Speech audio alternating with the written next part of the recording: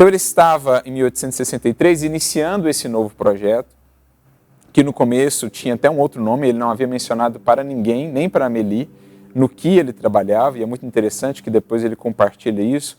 Há muitos textos ali em Obras Póstumas, e mesmo na revista, em que ele vai falando desse desenvolvimento, e como ele recebia essas orientações dos espíritos, sem que os médiuns, que eram os mensageiros ali dos espíritos, soubessem do que ele trabalhava, a demonstrar que realmente eram comunicações, né, dos espíritos que sabiam no que ele estava trabalhando. E o nome, inicialmente, seria Imitação do Evangelho.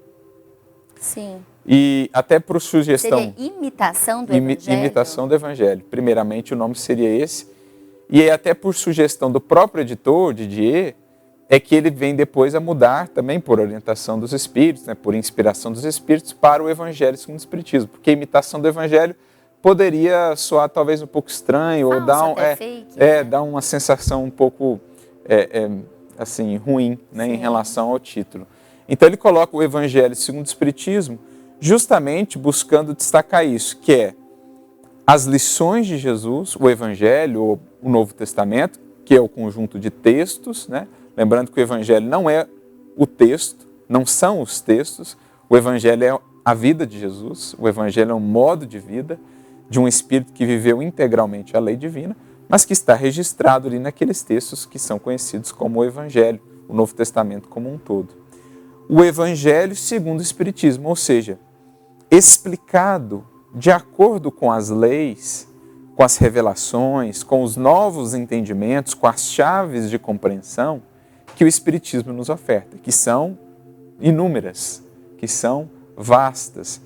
Então, a gente vai ter todo um olhar amplificado, renovado sobre uma série de acontecimentos, de passagens do Evangelho, uma vez que a gente vai entendendo conceitos como mediunidade, como reencarnação, como a influência dos espíritos na vida material, uma série de passagens do Evangelho que pareciam incompreensíveis ou até inverossímeis, uma vez que a gente vai entendendo os processos, as leis que o Espiritismo explica, a gente vai vendo que não há milagre ali, pelo contrário, são leis naturais, e a gente vai conseguindo penetrar mais fundo no que de fato se sucedeu, no que de fato Jesus nos ensinou. Por isso esse título, Evangelho segundo o Espiritismo.